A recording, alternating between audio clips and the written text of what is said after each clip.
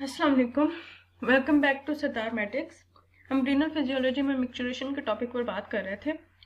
पिछली वीडियो में मैंने आपके साथ यूरिनरी ब्लैडर की एनाटॉमी और फिजियोलॉजी और उसकी इनर्वेशन वगैरह के बारे में डिस्कशन की थी। अब इस वीडियो में मैं आपके साथ मिक्सचुरेशन रिफ्लेक्स प्रॉपर किस तरह से हमारी बॉडी में ब्लैडर से स्पाइनल कॉर्ड और ब्रेन की तरफ इसके सिग्नल्स जाते हैं उनके बारे में डिस्कशन करेंगे। ठीक है, सबसे पहले गाइडन में ना ये ग्राफ सा बना हुआ बहुत इंपॉर्टेंट ग्राफ है। ये आप अच्छे से इसको बनाना भी सीख लें। ये अपने पेपर में एससीक्यू जब आएगा आपने ये बनाना है।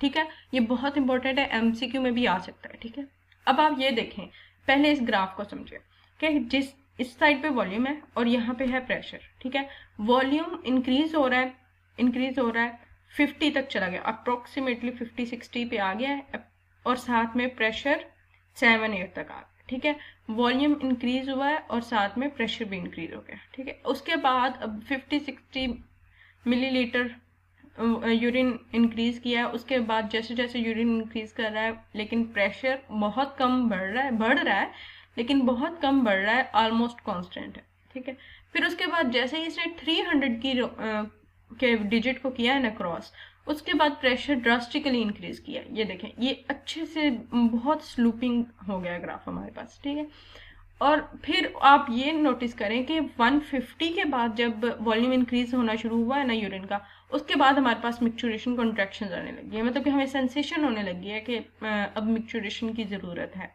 ठीक है, अब आप देख लेते हैं कि टेक्स्ट में क्या लिखा है। टेक्स्ट में ये लिखा है कि जब यूरिन ब्लैडर में नहीं होगा तो ऑब्वियस सी बात है प्रेशर नहीं होगा। ठीक है, प्रेशर इंट्रावेजिकुलर प्रेशर होता है। इंट्रावेजिकुलर प्रेशर क्या होता है? जो ब्लैडर की वॉल की इंट्रिंसिक टोन होती है ना, उसकी वजह से जो प्रेशर बिल्डअप होता है ना, उसको हम कहते हैं इंट्रावेजिकुलर प्रेशर।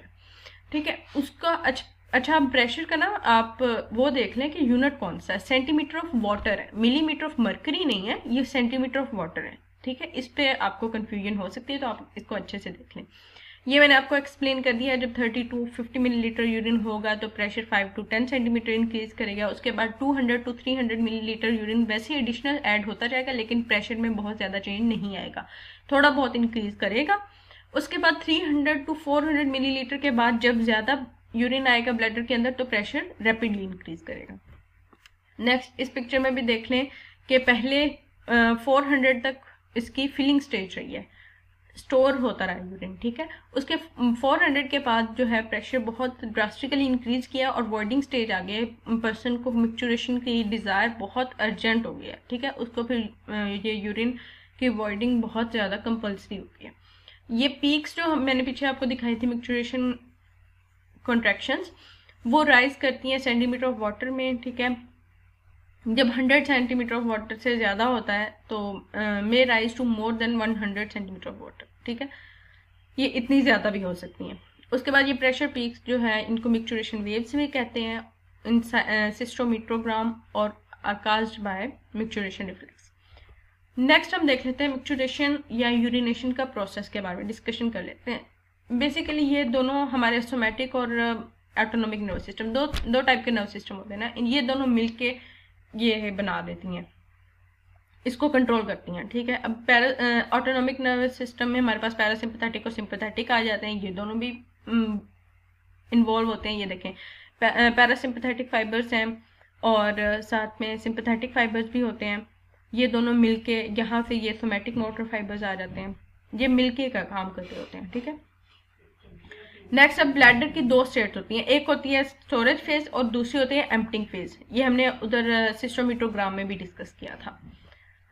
अब मिक्सचुरेशन रिफ्लेक्स इनिशिएट हुआ, मतलब कि यूरिन ब्लैडर में भर गया। अब क्या हुआ है, जो स्ट्रेच रिसेप्टर हैं वो उनकी स्टिमुलेशन हुई है। ठीक है, ब्लैडर के वॉल के अंदर स्ट्रेच रिसेप्टर्स होते हैं, रेट्रूजर मसल के अंदर स्ट्रेच रिसेप्टर्स होते हैं, उनकी स्टिमुलेशन हुई है। उनकी स्टिमुलेशन कैसे हुई है? जब इंट्रावेजिकुलर प्रेशर इंक्रीज करेगा, ब्लैडर की जो इंट्रिंसिक टोन है उसकी वजह से प्रेशर इंक्रीज किया है तो ये रिसेप्टर्स स्टिमुलेट हो गए हैं। उन स्ट्रेच रिसेप्टर्स ने क्या करना है कि जो यूरिनरी ब्लैडर की वॉल है ना उसको मजीद स्ट्रेच कर देना है। जिस तरह से हमारे स्टमक के अंदर फूड जब भरता जाता है स्टमक का साइज इंक्रीज कर जाता है ना, स्टमक स्ट्रेच होने लगता है ताकि ज्यादा फूड को अकोमोडेट कर सकते। इसी तरह यूरिन जो ब्लैडर है ना, वो यूरिन को अकोमोडेट करने के लिए अपने साइज को इंक्रीज कर लेता है, वो स्ट्रेच कर लेता है अपनी वॉल्स को। फिर उसके बाद हेल्दी एडल्ट्स में ऑब्वियस सी बात है, ये वॉलंटरी कंट्रोल में होती है, ये तो हर बंदे को पता है। अब ब्लैडर जो है वो फुल हो गया है, तो ब्रेन की तरफ सेंसरी सिग्नल जाएंगे ब्लैडर से। अब जो उसकी ब्लैडर की एम्प्टिंग फेज है वो स्टार्ट हो जाएगी। इस एम्प्टिंग फेज को हम क्या कहते हैं? मिक्चुरेशन। इसमें कोऑर्डिनेटेड रिफ्लेक्सेस होते हैं जो कि इनर और आउटर यूरिथ्रल स्फिंक्टर को कंट्रोल करते हैं। जो आउटर यूरिथ्रल स्फिंक्टर है वो सोमैटिक रेगुलेशन के अंडर होता है, और जो इनर यूरिथ्रल स्फिंक्टर है वो सिंपैथेटिक रेगुलेशन के अंडर होता है। ये सब कुछ मैंने डिटेल में इसकी इनर्वेशन ये सब कुछ मैंने पिछली वीडियो में डिस्कस किया है। अगर आपने वो नहीं देखी, जाके पहले वो देख लें, उससे आपको ये रिफ्लेक्स वगैरह समझने में बहुत ज्यादा आसानी होगी। अब पहले क्या होगा कि जो स्टमक निकल रहा है बार बार मुंह से, यूरिनरी ब्लैडर जो है वो स्ट्रेच कर गया।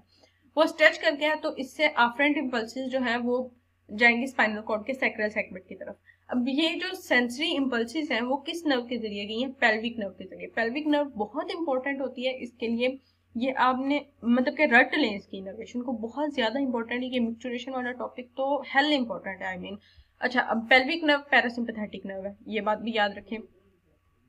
फिर सेंसरी इनर्वेशन चलेगी, अब मोटर इनर्वेशन की बारी है। वहां स्पाइनल कॉर्ड से अब मोटर इम्पल्स जाएगी पेल्विक नर्व के जरिए ही toward the bladder and internal sphincter. Internal sphincter और ब्लैडर की तरफ हमने क्या बात की थी? इंटरनल स्फिंक्टर किसके अंडर है? सिंपैथेटिक रेगुलेशन के अंदर। अब जो मोटर नर्व गई है, इसका क्या मतलब है कि ये सिंपैथेटिक फाइबर में होगी, ठीक है। अब मोटर इम्पल्स, इफरेंट इम्पल्स जो गई है, उसने क्या करना है? डेट्रूजर मसल्स की कॉन्ट्रैक्शन करनी है, उसकी कॉन्ट्रैक्शन होगी, और इंटरनल स्फिंक्टर की रिलैक्सेशन होगी। उसकी रिलैक्सेशन होगी, ऑब्वियस सी बात है, वो खुलेगा तो यूरिन बाहर आएगा ना। अब उनकी रिलैक्सेशन होगी, डेट्रूजर मसल की कॉन्ट्रैक्शन होगी है, तो यूरिन जो है वो यूरिथ्रा के अंदर एंटर हो जाएगा। उससे हमें सेंसेशन ऑफ जो है यूरिनेशन की डिजायर वगैरह वो सब होना स्टार्ट हो जाएगी। अब मिक्चुरेशन रिफ्लेक्स में आगे हम देख लेते हैं कि यूरिन यूरिथ्रा के अंदर आ गया, हम यहाँ पर थे। यूरिन यूरिथ्रा के अंदर आ गया, स्ट्रेच रिसेप्टर जो यूरिथ्रा के अंदर थे, अब सिर्फ ब्लैडर के अंदर स्ट्रेच रिसेप्टर नहीं है, यूरिथ्रा के अंदर भी है। उन्होंने क्या किया? उन्होंने स्टिमुलेट हुए हैं, और उन्होंने आफ्रेंट इम्पल्स स्पाइनल कॉर्ड की तरफ भेजी है, ये भी पेल्विक नर्व फाइबर्स के जरिए। जो ब्लैडर है उससे सेंसरी इम्पल्स किसके जरिए? पेल्विक नर्व फाइबर की तरफ के जरिए, और वापस मोटर नर्व आई है पेल्विक नर्व की तरफ से, ठीक है। अब यूरिथ्रा के भी स्ट्रेच रिसेप्टर से सेंसरी नर्व गई है, सेंसरी नर्व इम्पल्स गई है उसके जरिए, पेल्विक फाइबर्स के जरिए। अब मोटर देख लेते हैं। अब इम्पल्स क्रिएट हो गई है स्पाइनल सेंटर्स के अंदर, और उसने ऑब्स्ट्रक्ट कर दिया पोडेंडल नर्व को।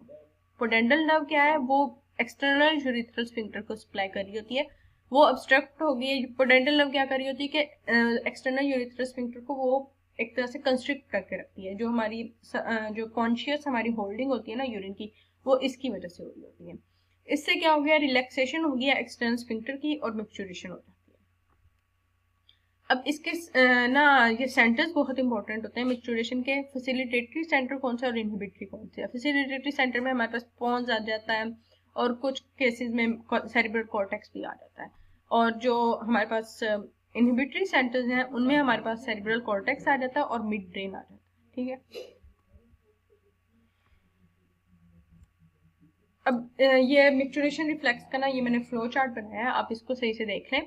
इसमें क्या होगा? यूरिनरी ब्लैडर की फिलिंग हुई है, फिर स्टिमुलेशन ऑफ स्ट्रेच रिसेप्टर्स हुई। अगर आप इसको भी बना देंगे ना, आपको वो लंबा चौड़ा टेक्स्ट याद करने का दिल नहीं कर रहा, तो अगर आपको मतलब कि सही ये भी याद करना है ना एक अच्छे से फ्लो चार्ट, अब ये भी ड्रॉ करके आ सकते हो, ठीक है। यूरिनरी ब्लैडर की फिलिंग हुई है, उससे क्या हुआ? स्टिमुलेशन हुई है स्ट्रेच रिसेप्टर की स्टिमुलेशन हुई है। आफ्रेंट इम्पल्स जो है वो जाएगी पेल्विक नर्व के जरिए, सैक्रल सेगमेंट में चलेगी, वहां से इफरेंट इम्पल्स आएगी, वो भी पेल्विक नर्व के जरिए आएगी। इससे क्या होगा? कॉन्ट्रैक्शन होगी डेट्रूजर मसल की, और इंटरनल स्फिंक्टर्स की रिलैक्सेशन होगी। यूरिन का जो फ्लो है वो यूरिथ्रा की तरफ चले जाएगा, और उसके भी स्ट्रेच रिसेप्टर स्टिमुलेट हो जाएंगे। फिर क्या होगा? इसके इम्पल्स जो है आफ्रेंट इम्पल्स है वो भी पेल्विक नर्व अब 3 दफा आ रही है। एक दफा जब ब्लैडर से स्पाइनल कॉर्ड की तरफ गई है, दूसरा जब स्पाइनल कॉर्ड से ब्लैडर की तरफ आई है, ठीक है। 2 दफा हो गई, एक दफा सेंसरी थी, दूसरी दफा मोटर थी, अब फिर से सेंसरी आई है। अब यूरिथ्रा से स्पाइनल कॉर्ड की तरफ गई है, ये भी आफ्रेंट थी। अब क्या होगा? अब इनहिबिशन हो जाएगी पोडेंडल नर्व की इनहिबिशन होगी। इससे क्या होगा? रिलैक्सेशन हो गया एक्सटर्नल स्फिंक्टर की, और यूरिन निकल गया बॉडी से। ये एक साइकिल है मिक्सचुरेशन का। ब्लैडर फिल हुआ है, डेट्रूजर मसल की रिलैक्सेशन होती गई, वो स्ट्रेच होते गए ना, और यूरिथ्रल स्फिंक्टर जो है वो पहले कॉन्ट्रैक्ट थे, और पेल्विक फ्लोर के मसल्स ये भी कॉन्ट्रैक्ट थे। ये पेल्विक फ्लोर के मसल्स की डिटेल्स भी मैंने पिछले वीडियो में डिस्कस की हुई है, आप वो देख लें अच्छे से। अब उसके बाद क्या हुआ, ब्लैडर फिल हो गया, सेंसेशन टू वॉइड आ गया। फर्स्ट सेंसेशन टू वॉइड क्या है, ब्लैडर हाफ फुल है और उसकी जो सेंसेशन है वो वॉलंटरीली वो इनहिबिट हो जाएगी, ठीक है ना। मतलब कि एक बंदे के लिए इनअप्रोप्रिएट टाइम है, वो किसी रश में है या किसी भीड़ में है, वो अभी नहीं चाहता वॉशरूम जाना, तो अब वो इनहिबिट हो गई है, ठीक है। अब नॉर्मल डिजायर टू वॉट कैसे होगी, यूरिन जो है वो ज्यादा अकोमुलेट होने लग गया है, ठीक है।